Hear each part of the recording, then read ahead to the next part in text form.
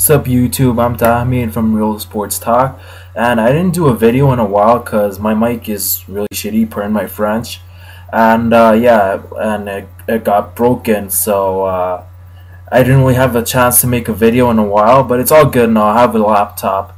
But anyways, I want to talk about my man Dwight Howard. Now we all know that he's a beast. He's the best center in the league. And he's reported in many trade rumors since last summer, and it's pretty obvious that he's gonna leave. So I'm just gonna get to that a bit later. But I really don't blame him for leaving. Like, his team simply sucks. I mean, Otis Smith, he tried a lot to get good players around Dwight.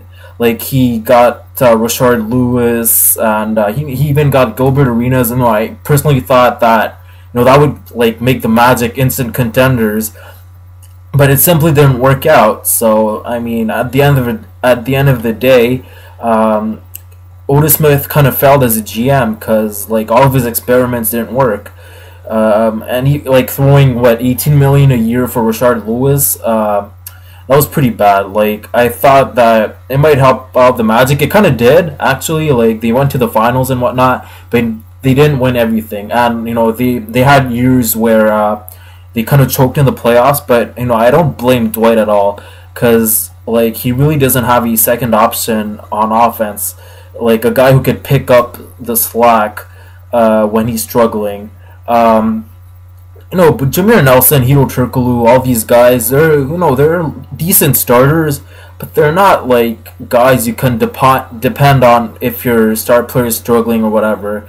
They're just role players. You know what I mean? I kind of understand why Dwight wants to leave. This is how I feel. I think that Dwight's team last year was almost as bad as LeBron's team in Cleveland, earlier in his career, when he had Larry Hughes, Big Z, Danny Gibson, as the main core of Cleveland. So I mean, it's pretty bad. I feel that Dwight's team last year was pretty similar to that. But yeah, to add insult to injury, what happened this week is that the Magic blew a 27-point lead to the Celtics a couple of days ago, and Dwight got really furious. What he said is, I look at guys and they don't look like they want to play. I told them at halftime, if you don't want to play, just stay in the locker room, because it doesn't make sense for a team who we should beat to just demolish us. So obviously Dwight was really pissed off about losing to the Magic, especially when they had a 27-point lead. I mean, that's inexcusable, and it really shows how weak Dwight's team is. I know Dwight really tried his best. I think he got something like 20 points and 16 rebounds that game. So I mean, you can't blame him for the loss. But his team, I mean, it's kind of a joke. I mean, I really understand him why he wants to leave. And there is another controversy in the Orlando locker room. It's about Jameer Nelson. Jameer Nelson, he's playing kind of poorly this year, and he's actually blaming Dwight for his failures. So basically, Jameer said that this whole Dwight situation is stressing him out, and that because of that he's playing poorly. I mean, that's a really piss poor excuse for playing badly. He could blame himself, but why blame the best player on your team when you're playing poorly? Dwight, you really can't blame Dwight. Dwight will make you better. You're gonna live off Dwight by just giving him the ball. You're gonna inflate your assist numbers. So that's a really stupid thing to do, to blame Dwight on your failures. It's either that or Jameer is just mentally weak. How could this whole situation stress you out? Jameer, you have nothing to do with it. So really, Jameer is just making himself look awkward in these situations.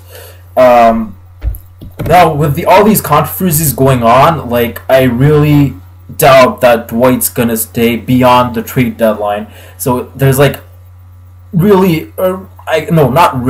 really slim chance.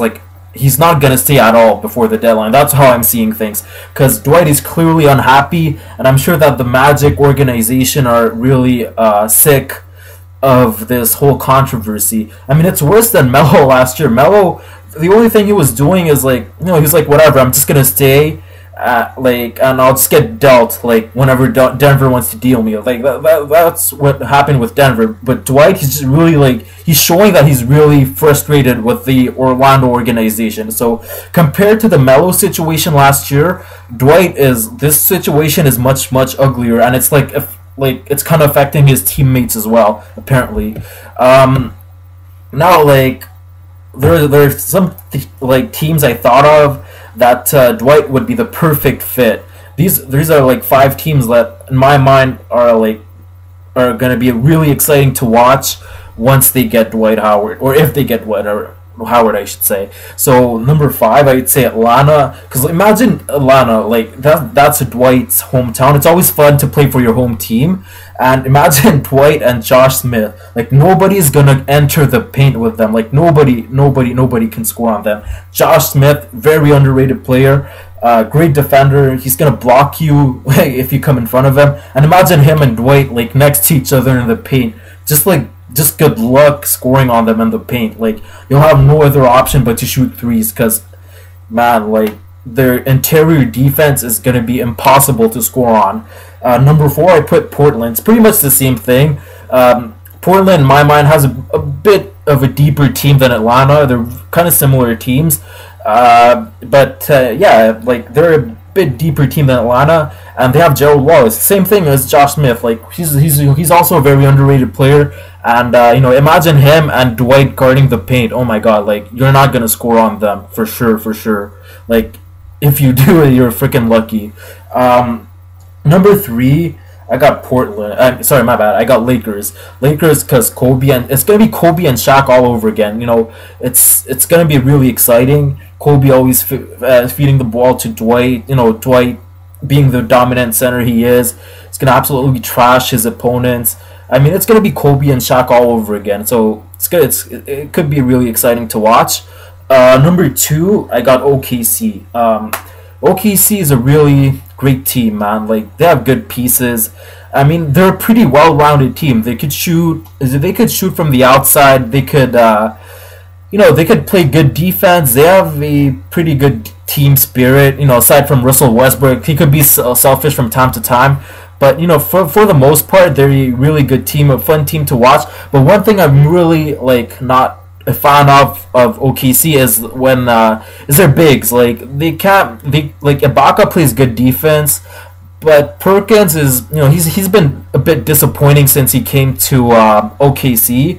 He's not doing the thing he should be doing, like guarding the paint well, or give them some interior points, paint points, whatever you want to call it. So Dwight would really be the perfect fit in OKC. Like, just imagine Dwight and Durant. Like, oh my God, like, you can't freaking stop them. Like, Dwight's gonna kill you from the inside, Kevin Durant's gonna kill you from the outside.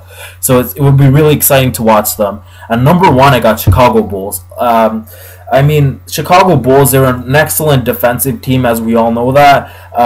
Derrick Rose, great player, top 6-7 player in my mind. And like him, Derrick Rose, he doesn't really have a second guy to help him out. They signed Boozer with big money, but he wasn't really worth the money. Like, Boozer has been really disappointing. So, I mean, imagine if, imagine they trade Boozer and Noah for, Dwight or something.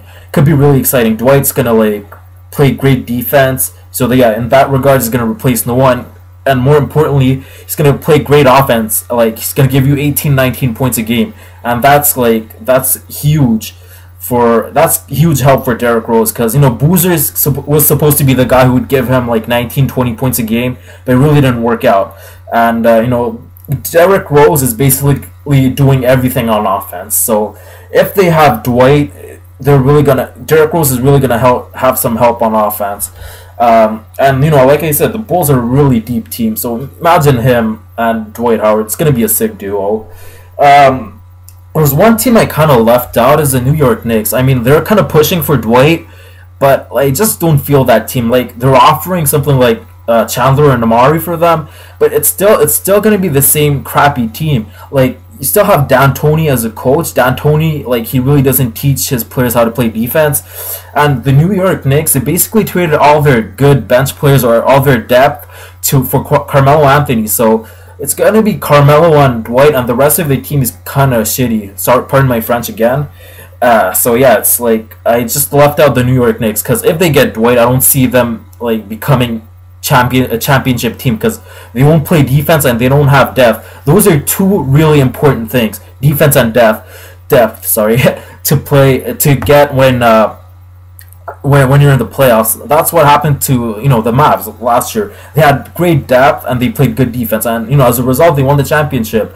So like depth and defense are really two important things to have when you're in the playoffs because like it's really helpful. And like let's say your star players are really tired. Who's gonna help you out? It's your bench, and New York doesn't have a bench. So like I really don't see how getting Dwight Howard is gonna help them if they don't have a solid bench and a solid coach. But that's my thoughts. So just let us know who you think Dwight should where you think Dwight should go to. Just leave a comment and subscribe to us. Later, I'm out. Peace.